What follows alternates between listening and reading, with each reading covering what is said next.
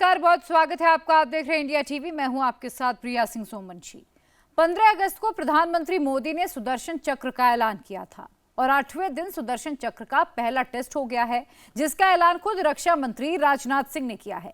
भारतीय सेना ने IAGWS यानी कि integrated air defence weapon system का सफल टेस्ट कर लिया है।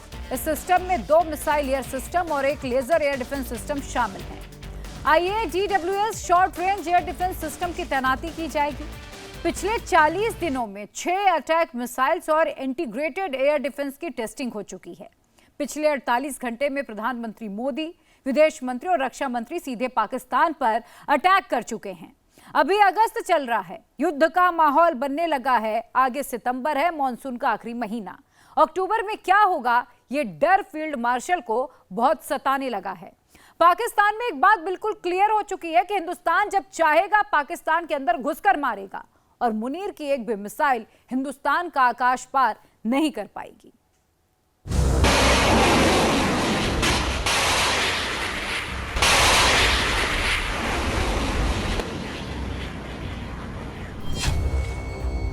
मोदी के सुदर्शन चक्र का पहला टेस्ट हो गया। अगस्त में सुदर्शन, सितंबर में प्रदर्शन, अक्टूबर में मुनीर का आत्मसमर्पण। मोदी की रक्षा पंक्ति, मुनीर की उल्टी गिनती। यह सुदर्शन चक्र का पहला टेस्ट है। यह सुदर्शन चक्र का पहला ट्रेलर है। ये मिसाइल भी मेड इन इंडिया की प्रोडक्ट है। ये सिस्टम भी मेड इन इंडिया है और इनके निशाने पर पाकिस्तान है। भारत ने integrated air defence weapon system का टेस्ट किया।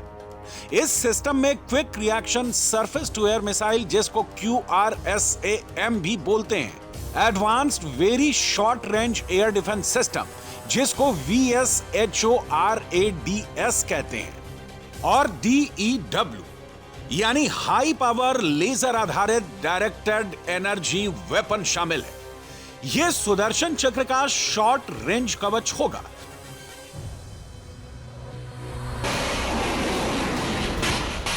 सुदर्शन के इस कवच की सख्त जरूरत भी है।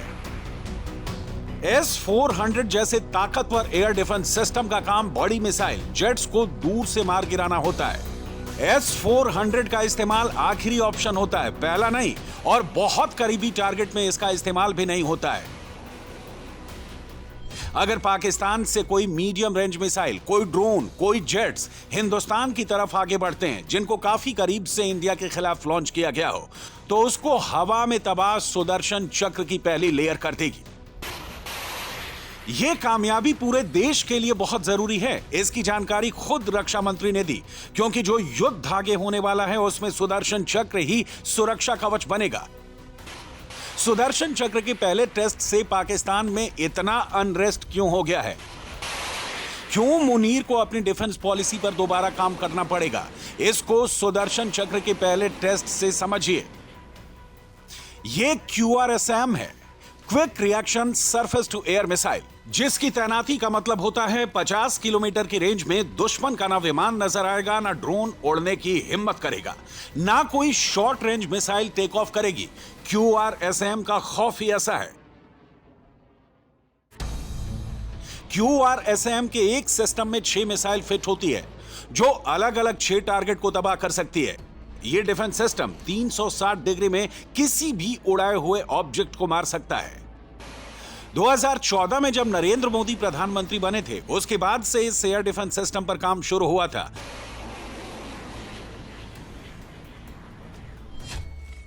QRSAM की एक्यूरेसी 95% है।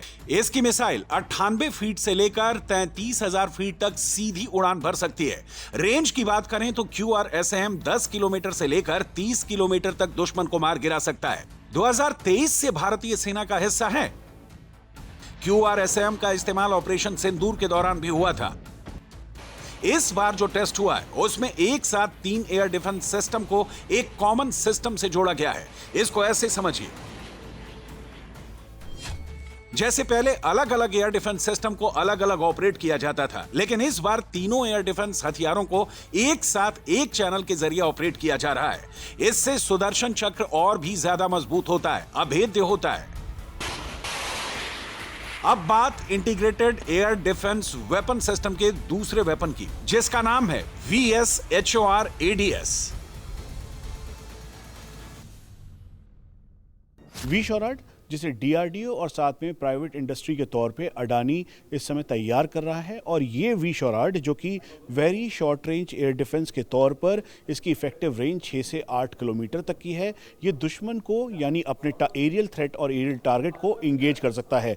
ये दो अलग अलग तरीके से इस समय भारतीय सेना में इंडक्ट है। पहला जो कि ट्राइपॉड बेस्ड है, यानी आप इसे जिस तरीके से आप इधर देख रहे हैं, इसको स्टैटिक तौर पे रख दीजिए, इस पे लॉन्च कीजिए, और ये सीकर के तौर पर जो आप इसमें लॉन्गिट्यूड, ऑल्टीट्यूड या इसकी जो पूरी मॉनिटरिंग करेंगे, उसके द्वारा सीधा ये जाकर उस पर लगेगा। जैसे एंटी टैंक गाइडेड मिसाइल में होता है, ठीक उसी तरीके से इसे टैंक बस्टर के तौर पे भी जाना जाता है, और इसे लॉन्च करने के लिए इसका इस्तेमाल करता है। दूसरा तरीका यानी मैन पैड, यानी कंधे पे आसानी से रखे, क्योंकि वेट इसका काफ़ी हल्का है। हाई ऑल्टीट्यूड एरियाज हो या फॉरवर्ड लोकेशंस हो, लाइन ऑफ कंट्रोल से लेकर लाइन ऑफ एक्चुअल कंट्रोल, सब जगह इसकी टेस्टिंग हुई है। इसे आसानी से लॉक किया जा सकता है। यहाँ पर साइट है, इस साइट के जरिए इसको लॉक किया जाता है। जो एरियल थ्रेट आ रहा है उसे एंगेज करने के लिए पूरी तौर पे इसे देखा जाता है, और फिर उसके बाद यहाँ से ये ठीक नीचे का जो हिस्सा है वहाँ से इसे लॉक करते हुए ट्रिगर किया जाता है, ताकि ये तेज़ी के साथ आगे निकले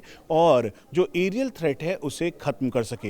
ये देश की आत्मनिर्भरता वाली ताकत है, जिसकी वजह से भारत और सशक्त हो रहा है, और ऑपरेशन सिंदूर के बाद आत्मनिर्भर हथियारों की जो इस समय होड़ है, उसमें सबसे important very short range air defence है। हिंदुस्तान और पाकिस्तान के बीच 3323 किलोमीटर लंबी सीमा है। इसमें जम्मू कश्मीर में LOC भी शामिल है। राजस्थान, पंजाब के इंटरनेशनल बॉर्डर भी मौजूद हैं। इतनी बड़ी सीमा में दूर से हमला करने की जरूरत नहीं होती। दुश्मन करीब से भी हमला कर सकता है, छिप कर अटैक कर सकता है। ऐसे में VSHOR ADS के जरिए इस हमले को सीमा पर ही रोका जा सकता है। प्रोजेक्ट VSHOR ADS को रफ्तार 2014 के बाद मिली। इसका पहला टेस्ट 2022 में हुआ। इस बार जो टेस्ट हुआ है उसमें क्या खास है वो समझिए। देखिए, एक लाल रंग के हाई स्पीड ड्रोन को छोड़ा जाता है। यह ड्रोन बहुत तेजी से टेक ऑफ करता है, लेकिन चंद सेकंड में दूरी पर एक VSHOR ADS सिस्टम तैनात है। इतने तेज टारगेट को एक बार में मार गिराना बहुत चैलेंजिंग होता है, लेकिन VSHOR ADS ने सिर्फ एक शॉट में कारनामे को अंजाम दे दिया। यह टेस्ट पाकिस्तान का इम्तिहान लेने वाला है, यह मुनीर भी समझ गया है। VSHOR ADS की ऑपरेशनल रेंज 820 फीट से 20,000 फीट है। 11,500 फीट ऊंचाई तक सटीक निशाना लगा सकता है। स्पीड 1800 किलोमीटर प्रति घंटा है। इस वक्त इंडियन आर्मी के पास 500 VSHOR ADS लॉन्चर और 3000 मिसाइलें हैं। इंडियन एयरफोर्स के पास 300 लॉन्चर और 1800 मिसाइल हैं। VSHOR ADS की सबसे बड़ी खासियत है, इसको कंधे में रखकर हमला कर सकते हैं। रेगिस्तान की तपती धूप में 50 डिग्री की गर्मी में दाग सकते हैं। लद्दाख की पहाड़ियों में माइनस तापमान में भी ये जबरदस्त निशाना लगाता है। लेकिन सबसे छोटा, सबसे खतरनाक हथियार। अब बात integrated air defence weapon system के तीसरे वेपन की, जिसको DEW भी कहते हैं। आसमान में एक प्लेन उड़ रहा है, जमीन पर एक गाड़ी खड़ी है। यह आर्म्ड व्हीकल है, लेकिन इसमें ना तो गन लगी है और ना ही कोई मिसाइल तैनात है, सिर्फ बड़े बड़े लेंस लगे हैं।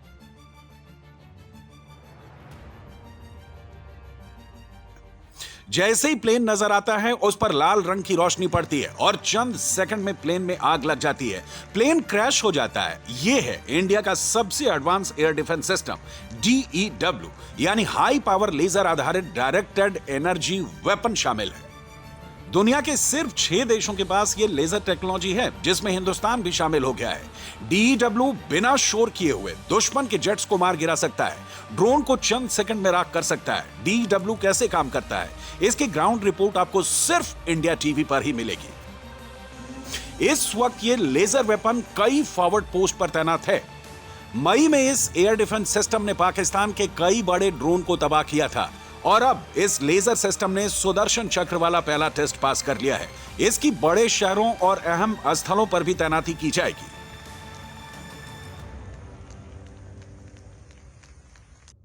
इसीलिए इंडिया टीवी इस समय फ्यूचरिस्टिक वेपन के तौर पर एक साथ जो हाई एनर्जी वेपन है उसका मार्क 1, मार्क 2 और मार्क 2 अल्फा एक साथ दिखा रहा है। साधारण शब्दों में समझ लीजिए, ये रडार है 5 से 10 किलोमीटर तक की दूरी से ही ये किसी भी एरियल थ्रेट को इंगेज करने की क्षमता रखता है। ये integrated drone detection interdiction system आप इसे कह लीजिए, ये सबसे पहले अपने ड्रोन को डिटेक्ट करता है, एरियल थ्रेट को देखता है और तुरंत कमांड कंट्रोल सेंटर के अंदर ये जानकारी देता है। और जानकारी देने के साथ साथ ये दूसरा mobile integrated electro optical tracking system है। इसका मतलब है कि अगर कहीं से भी कोई एरियल थ्रेट आ रहा है तो उसे इंगेज करते हुए डिटेक्ट करता है और फिर उसके बाद अपने हाई एनर्जी वेपन सिस्टम के तहत इसे ध्वस्त करने की काबिलियत इसमें है। ये 2 किलोवाट यानी मार्क 1 यानी एक सीमित दूरी पर 1 से 1.5 किलोमीटर की दूरी पर लेजर के द्वारा हार्ड किल करते हुए पूरी तरह से अपने एरियल थ्रेट यानी दुश्मन के थ्रेट को ध्वस्त कर देगा। तो वहीं ये जो है ये मार्क 2 है, ये करीबन 10 किलोवाट का है और ये एक सीमित दूरी के साथ जो ठीक सामने सेंसर्स और लेज़र आपको दिखाई दे रहे हैं, दरअसल इसके ज़रिए वो दुश्मन को डिटेक्ट करता है, उसकी रेडियो फ्रीक्वेंसी को जैमिंग की जाती है और फिर उसके बाद यहाँ से लेज़र गाइडेड तौर पर ये सीधा दुश्मन के खेमे को ध्वस्त करता है।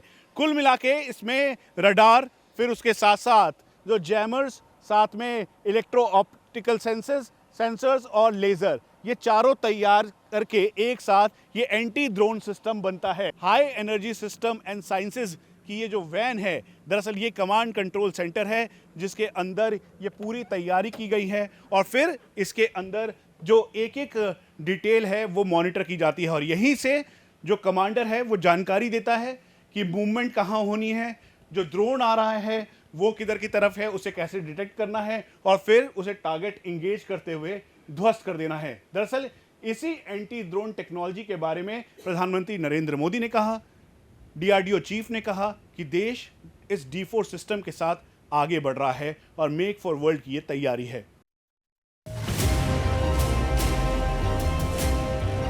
प्रधानमंत्री मोदी ने लाल किले से सुदर्शन चक्र का ऐलान किया था। 15 अगस्त से आसिम मुनीर के चेहरे की हवाइयां उड़ी हुई हैं, क्योंकि इंडिया सिर्फ डिफेंसिव तैयारी नहीं कर रहा है बल्कि अटैक डॉक्ट्रिन पर भी काम कर रहा है। पिछले 40 दिन में 6 मिसाइल का टेस्ट हुआ।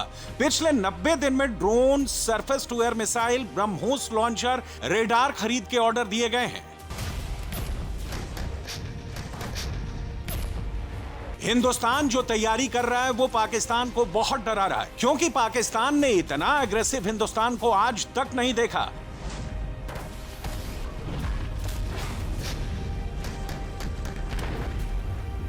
पाकिस्तान को यकीन है जो आज तक नहीं हुआ वो इस बार होगा। पाकिस्तान के अंत का आगाज हो चुका है। मॉनसून के बादल जैसे छटेंगे, पाकिस्तान के आसमान पर हिंदुस्तान की मिसाइल, ड्रोन नजर आएंगे।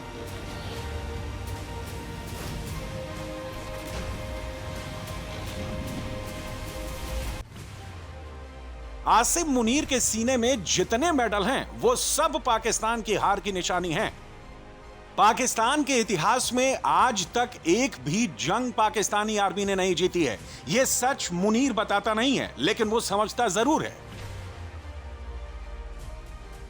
अमेरिका में मुनीर की एटम बम की धमकी कोई जोश में दिया हुआ बयान नहीं था, बल्कि उसका कैलकुलेटिव मूव था। मुनीर जानता था अगर मोदी ने आक्रमण का ऐलान किया, इंडियन सेना तूफान की तरह पाकिस्तान पर टूट पड़ेगी।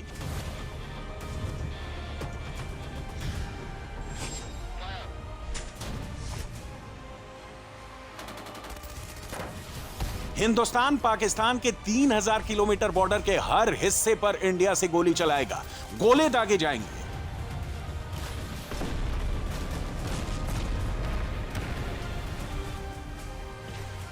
इसलिए मुनीर ने अमेरिका को ब्लैकमेल करने की कोशिश की ताकि एटम बम के नाम से अमेरिका भारत को जंग से रोक ले, लेकिन उसका एटमी दांव काम नहीं आने वाला है।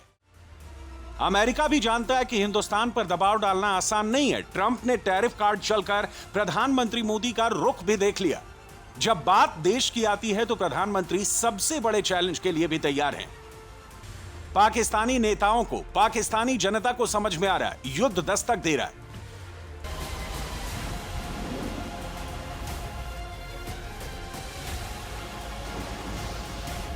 जितने हथियारों का टेस्ट पिछले 40 दिन में हुए हैं, उतने हथियारों के टेस्ट पूरे साल पाकिस्तान में नहीं होते हैं। पाकिस्तानी जनता के सामने दो रास्ते हैं, पहला मुनीर को गद्दी से उतारना, दूसरा मुनीर के लिए मरना। पाकिस्तान ने पहला रास्ता चुनना शुरू कर दिया है। ऐसा नहीं है सिर्फ पाकिस्तानी जनता फील्ड मार्शल के खिलाफ है, पाकिस्तानी सेना भी चाहती है युद्ध रुके, क्योंकि अगर फुल फ्लैश वॉर हुई तो पाकिस्तानी सेना की जो पेड इमेज है उसका सच सामने आएगा। पाकिस्तानी सेना के पास एयर डिफेंस सिस्टम नहीं है, मुनीर सेना के पास गोले बारूद की कमी है, पाकिस्तानी सेना के पास सैटेलाइट सपोर्ट नहीं है, पाकिस्तानी नेवी भारतीय नौसेना के सामने टिक नहीं सकती, पाकिस्तान के पास नए एडवांस प्लेन नहीं है, पाकिस्तान के पास युद्ध लड़ने के लिए डीजल नहीं है। पाकिस्तानी सेना इस वक्त बलूचिस्तान लड़ाकों और टीटीपी से लड़ रही है।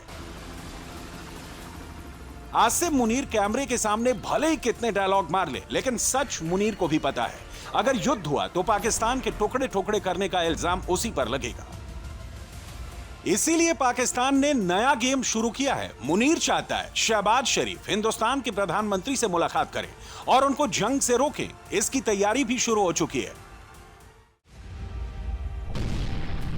पाकिस्तान बात करना चाहता है, हिंदुस्तान वार की तैयारी कर रहा है। मई के बाद Indian army, Indian navy, Indian air force की वॉर एक्सरसाइज बढ़ गई है। जितने युद्धाभ्यास एक साल में नहीं होते थे, उतनी जंगी तैयारी महीनों में हो रही है। सारे युद्धाभ्यास नए एडवांस हथियारों और नई टेक्नोलॉजी से हो रहे हैं। पाकिस्तान का बच्चा बच्चा जानता है, नरेंद्र मोदी जो ठान लेते हैं वो करके रहते हैं। हिंदुस्तान सुपर पावर है और उससे भिड़ना नहीं चाहिए। अगस्त का महीना खत्म होने वाला है, सितंबर शुरू होने वाला है और पाकिस्तान को सबसे ज्यादा डर अक्टूबर से है, क्योंकि जंग का काउंटडाउन शुरू हो चुका है। वक्त चुन लिया गया है, जगह चुन ली गई है, हथियारों की टेस्टिंग शुरू हो चुकी है। अब वक्त है युद्ध का।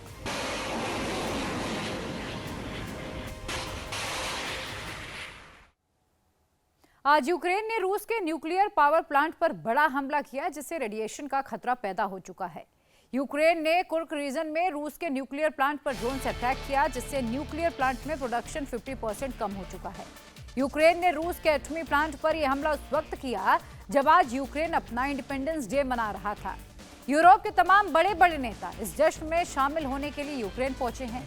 इंडिपेंडेंस डे पर अपने स्पीच में यूक्रेन के प्रेसिडेंट जेलेंस्की ने कहा कि वो किसी भी कीमत पर यूक्रेन की 1 इंच भी जमीन रूस को नहीं देंगे। वहीं रूस ने भी चेतावनी दी है कि यूक्रेन को इस हमले की भारी कीमत चुकानी होगी। रूस ने अपने जवाबी हमले में यूक्रेन के लवीव, खार्किव और सुमी शहरों पर ड्रोन और मिसाइलों से अटैक किया है। इन हमलों से साफ है कि प्रेसिडेंट ट्रंप का पीस प्लान वो फेल हो चुका है और अब ना रूस उनकी चेतावनी मान रहा है और ना ही जेलेंस्की ट्रंप का हुक्म मान रहे हैं। ऐसा लगता है कि अमेरिका की दादागिरी का दौर अब खत्म हो चुका है।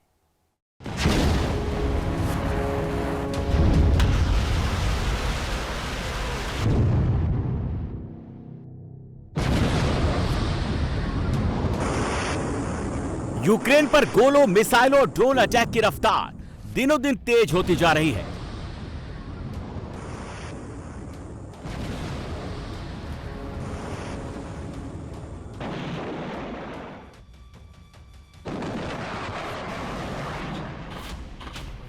राजधानी कीव से यूक्रेन के सेकंड लार्जेस्ट सिटी खार्किव तक रूस की सेना यूक्रेन पर आग बरसा रही है।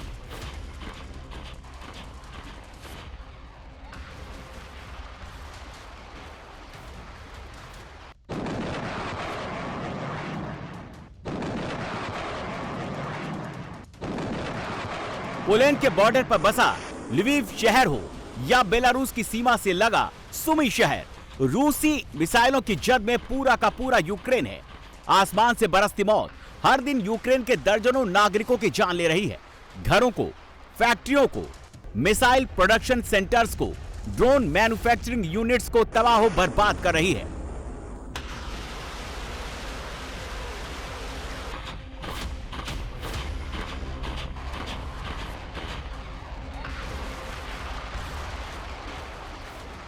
रूस ने यूक्रेन पर 24 फरवरी 2022 को हमला किया था। 3.5 साल बीत चुके हैं और जंग बदस्तूर जारी है।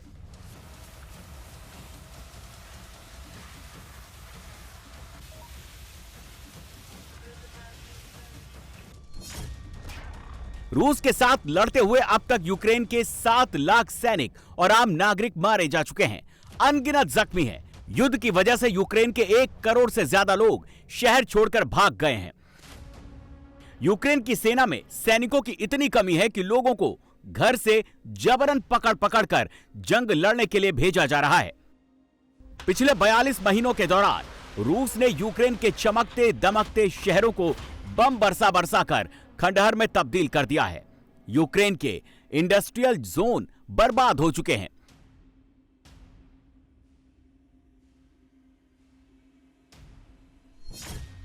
यूक्रेन के 4 सूबों लुहांस्क, डोनेट्स्क, खेरसन और ज़ेपोरिज़िया यानी करीब 20% इलाके रूस ने कब्जा लिए हैं। यूक्रेन पर कहर बरपाते हुए रूस के ड्रोन, फाइटर प्लेन, टैंक, बख्तरबंद गाड़ियां, बम, गोला बारूद, रॉकेट लॉन्चर, मशीन गन और फाइटर प्लेन दरअसल खुद को दुनिया का सबसे पावरफुल मुल्क समझने वाले अमेरिका को ठेंगा दिखा रहे हैं। यूक्रेन पर रूस की बमबारी असल में अमेरिका के प्रेसिडेंट डोनाल्ड ट्रंप की प्रेस्टीज के लिए डायरेक्ट चैलेंज है।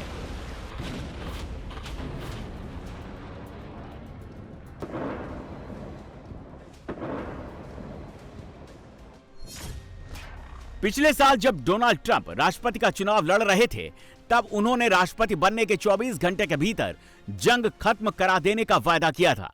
ट्रंप ने 20 जनवरी 2025 को दोबारा राष्ट्रपति पद की शपथ ली थी। तब से 217 दिन बीत चुके हैं और ट्रंप के हाथ खाली हैं, वो लाचार हैं। पिछले 6 महीने के दौरान ट्रंप ने यूक्रेन की जंग रोकने के लिए क्या क्या नहीं किया। ट्रंप ने 10 साल बाद पुतिन को अमेरिकी धरती पर कदम रखने का मौका दिया। यूक्रेन के प्रेसिडेंट ज़ेलेंस्की और यूरोपियन यूनियन के नेताओं के साथ मजलिस जमाई। अपने खास दोस्त और गोल्फ बडी स्टीव विटकॉफ को बार बार पुतिन से मिलने मॉस्को भेजा और रूस को बार बार जंग खत्म करने का अल्टीमेटम दिया, लेकिन कोई फायदा नहीं हुआ।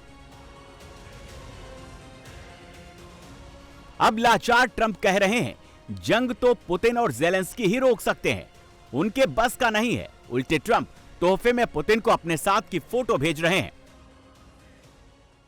He's been very respectful of me and of our country, but not so respectful of others. But he'll, I'm going to sign this for him, but I was sent one, and I thought you'd all like to see it. That's a man named Vladimir Putin, who I believe will be coming, depending on what happens. He may be coming, and he may not, depending on what happens. We have a lot of things happening over the next couple of weeks. I'm not happy about it, and I'm not happy about anything having to do with that war. I said, Putin Trump को बार बार लगातार ठेंगा दिखा रहे हैं। 2 दिन पहले ही रूसी सेना ने यूक्रेन के मुकाचेवो में एक अमेरिकी फैक्ट्री को अपने हमले का निशाना बनाया। पुतिन का मैसेज बिल्कुल क्लियर है, यूक्रेन में जंग रुकेगी तो उनके हिसाब से। अमेरिका खुद को कितना पावरफुल क्यों ना समझता हो, ट्रंप अपनी पीठ थपथपाने के लिए कुछ भी बोलें, लेकिन पुतिन ने साफ साफ कहा यूक्रेन में जंग 2014 में अमेरिका और यूरोप ने शुरू की थी और अब इसका द एंड रूस की शर्तों पर होगा। हालांकि ट्रंप की तारीफ करके पुतिन ने अमेरिकी प्रेसिडेंट को लॉलीपॉप जरूर पकड़ा दिया है। हाँ, प्रोपेगेंडा बिल्कुल असर करता है। वो लोगों को ब्रेन वॉश करते हैं और ये आरोप लगाते हैं कि जंग हमने शुरू की। वो ये भूल गए कि ये जंग 2014 में उन्हीं ने शुरू की थी, जब उन्होंने डोनबास इलाके के अमन पसंद लोगों के खिलाफ टैंक और लड़ाकू विमान इस्तेमाल किए थे। ये जंग उसी वक्त शुरू हुई थी और हम इसको खत्म करने के लिए हर संभव कोशिश कर रहे हैं। जंग रोकना हम पर निर्भर नहीं है, यह मुख्य रूप से हमारे पश्चिमी साझेदारों पर निर्भर करता है, क्योंकि अमेरिका भी कई गठबंधनों का हिस्सा है, उनसे वचनबद्ध है। इसमें नाटो भी शामिल है। तो अगला कदम अमेरिकी नेतृत्व पर निर्भर करेगा। जहां तक मेरी बात है तो मुझे मौजूदा राष्ट्रपति ट्रंप के नेतृत्व पर पूरा विश्वास है। वो हमारे साथ अच्छे संबंध की गारंटी है और मैं उम्मीद करता हूं कि इस मसले में हम आगे भी मिलकर काम करते रहेंगे। темп нашей совместной работы на этой площадке. 15 अगस्त को जब ट्रंप अलास्का में मिले थे तब कहा था कि पुतिन के साथ 3 घंटे की मीटिंग के बाद वो सीज फायर का ऐलान करेंगे। लेकिन पुतिन से बातचीत के बाद ट्रंप ने सीज फायर की बात बंद कर दी और यूक्रेन से कहा कि नेटो की बात भूल जाओ, जो जमीन रूस के कब्जे में है वो भी भूल जाओ। ट्रंप ने जेलेंस्की से कहा कि जंग रोकनी है तो रूस के आगे सरेंडर कर दो। जेलेंस्की इसके लिए राजी नहीं हुए और कहा तो यूक्रेन की पब्लिक को उम्मीद थी कि 15 अगस्त को युद्ध खत्म हो जाएगा और कहा 24 अगस्त को जब यूक्रेन ने अपना स्वतंत्रता दिवस मना रहा था तो राजधानी कीव आजादी का जश्न युद्ध के खौफजदा माहौल में हो रहा था। इंडिपेंडेंस डे पर यूक्रेन के राष्ट्रपति जेलेंस्की ने कहा कि वो झुकने को तैयार नहीं।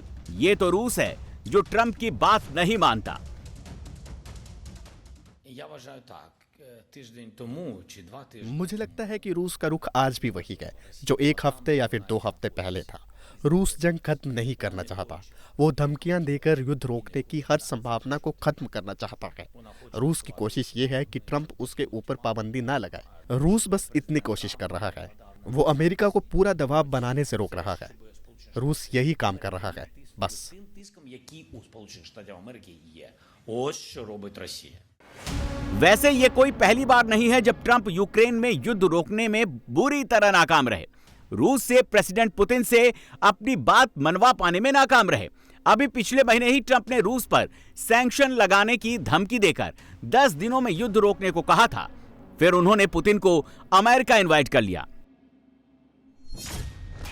ट्रंप की कोशिश असल में यह है कि वो 10 अक्टूबर को नोबेल पीस प्राइज का ऐलान से पहले किसी तरह यूक्रेन में गोलीबारी रुकवा दें और खुद को प्रेसिडेंट ऑफ पीस घोषित करके नोबेल हासिल कर लें। लेकिन रूस ने ट्रंप के इस प्लान पर पलीता लगा दिया है। आज अपने इंडिपेंडेंस डे पर यूक्रेन ने भी रूस के कुर्स्क इलाके में एक एटमी प्लांट पर हमला करके ट्रंप के नोबेल पीस प्राइज जीतने पर पानी फेर दिया। रूस ने इसे यूक्रेन की गुस्ताखी करार देते हुए कहा यूक्रेन को इसकी भारी कीमत चुकानी होगी। रूस के विदेश मंत्री सर्जेई लावरोव ने साफ साफ कहा है कि पुतिन तब तक जेलेंस्की से नहीं मिलेंगे जब तक जेलेंस्की रूस की शर्तों को मान नहीं लेते।